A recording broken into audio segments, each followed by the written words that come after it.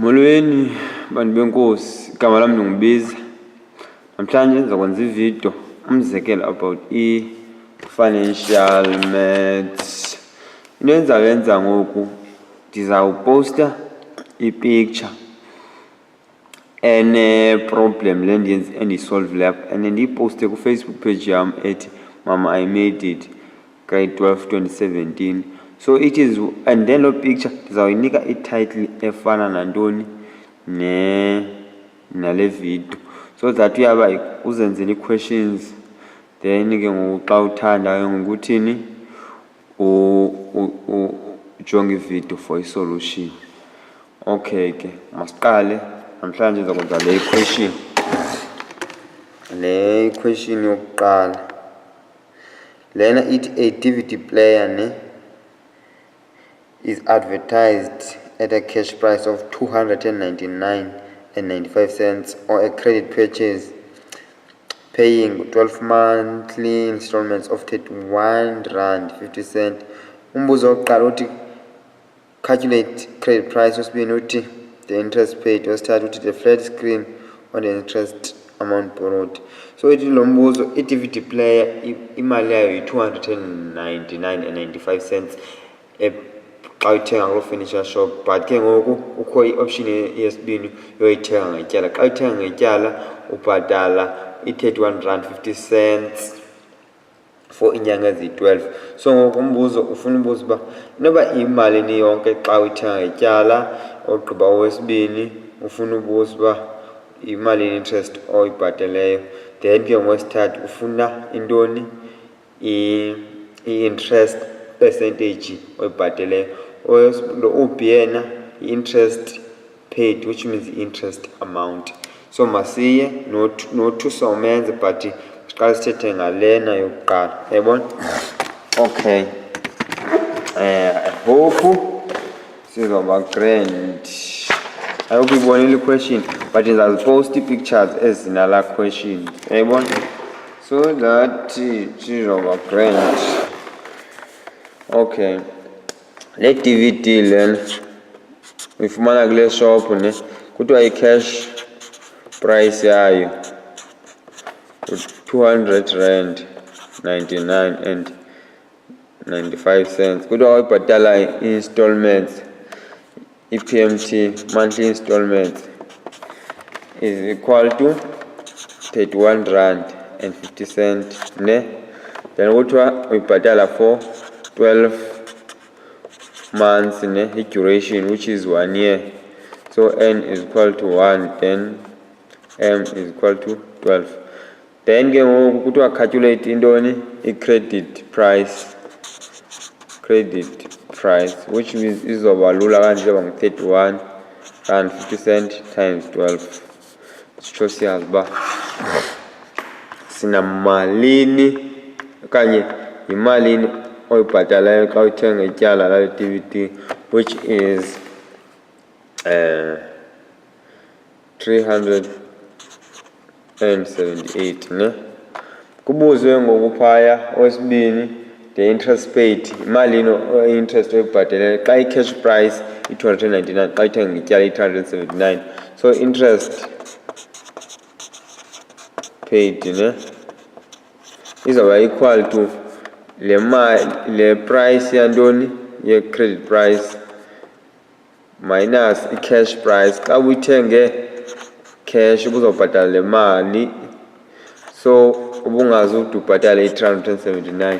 So siyaba ngoku i-difference yethu yi-interest, because yile nto i-extra uyibhatalayo ngenxa uyithenga ngetyala. Unayisebenzisa ngapha kodwa kwayibhatali yonke. So nantsiya ke ngoku laa interest paid, i-credit price minus cash price, yayibona, uphume laa mali. Andifuna itsala le video bende. Then osithatha umbuzo phaya uthi ne-fever guys, sorry man, uthi sifuna i-interest nge-percentage. So interest percentage lula, uthatha masithi interest percentage okanye masithi I percentage is equal to i-credit price minus cash price over cash price ne lonke loo nto times abanye 100. So credit price yethu ngu-378 minus 299.95 over 2995. Usokudivide nge-base price yonke le nto isukelephi. Uqale kwakho i-cash price engu-299.95 cent, then ke ngoku kwathiwa kodwa abantu singabathengisela nangetyala if ever sine-interest rate engu-20% bangophuma yena over 500 kutsho kuphume u-26 0.2 percentage, which means ukuthi singababoleka abantu abazawubhatala a little extra of 22%. Uyabona? So ibalwa kanje interest singathi base, then sithi B1, then sithi base up. Uyabona? Le iqale yakhona yalijishela kulena, then over le iqale yakhona, because you have to compare kuyo. Uyabona? Injalo iphelele lo question. If ever nento ongayiqondiyo okanye oyithandayo ngale video, like ivideo yami, ucommente ubunombuzo, uncome noncomo kwi-comment section below, usharishe ku-Facebook wakho, uxele ootshomi bakho. I appreciate nyani ke loo nto mna, anangxaki, ngi-appreciate qha. Senza u-2 ngoku, siyambona u-2 uthi Mr. Said purchase goods goods to the value of 6,000 in credit card. Would I choose to pay off this monthly or this amount monthly over 3 months? The bank charges 14% per annum on its credit card. Would I determine Mr. S monthly installment? Would I calculate how much interest paid? Lomfolona uthengile izinto nge-6,000 kwintoni kwi-credit card yakhe, and ufuna uzibhatala ezanto kwinyanga ezintathu ezizayo. So i-credit card yakhe imcharger i-percentage of ubani 14%. So ke ngoku kuthiwa masifune uba ngenyanga fanele abhatale malini to take account interest yakhe ngu-14%, to take account la amount ngubani engu-6,000 rand. Yabona? Ufuna ukubhatala imali ezitheni ezilinganayo ezanyanga zintathu. So loo nto yintoni? I-annuity. Eyesibini uthi masifumane uba ubhatale interest eyimalini in monetary value, eyimali not in percentage form ke ngoku. Yabona?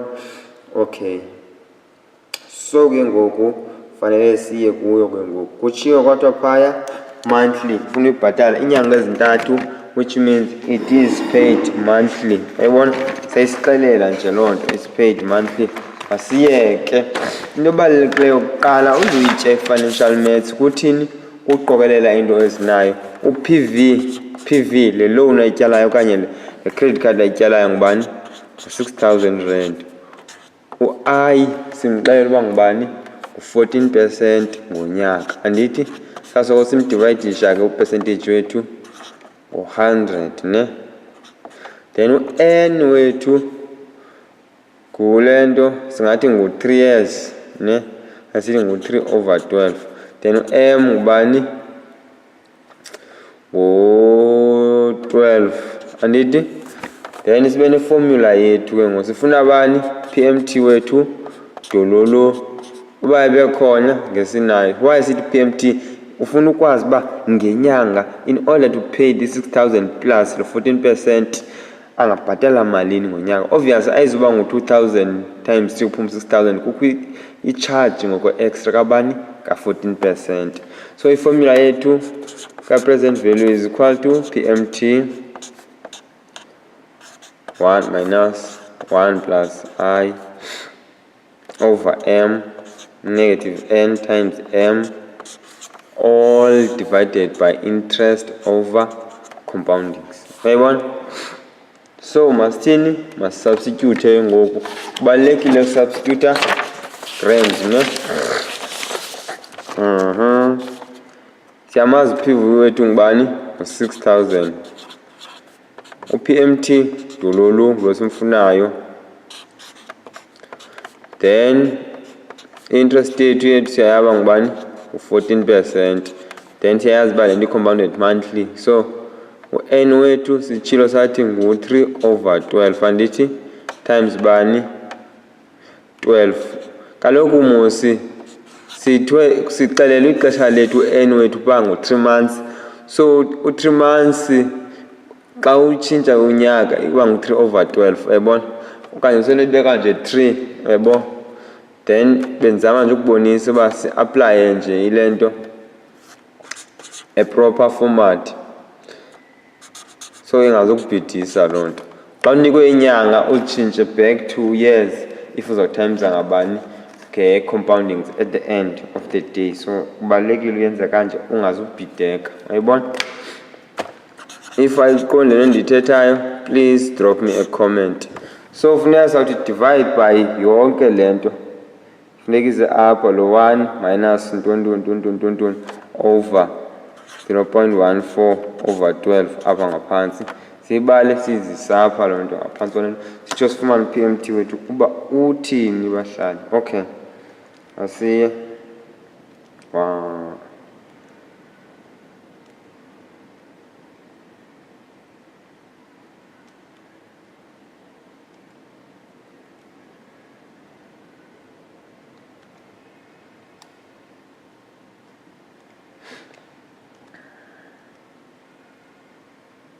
ndiyacofa ikhaltyuletha ungandiboni ndithule, andimkanga lo kufuneka ndiyichane le nto.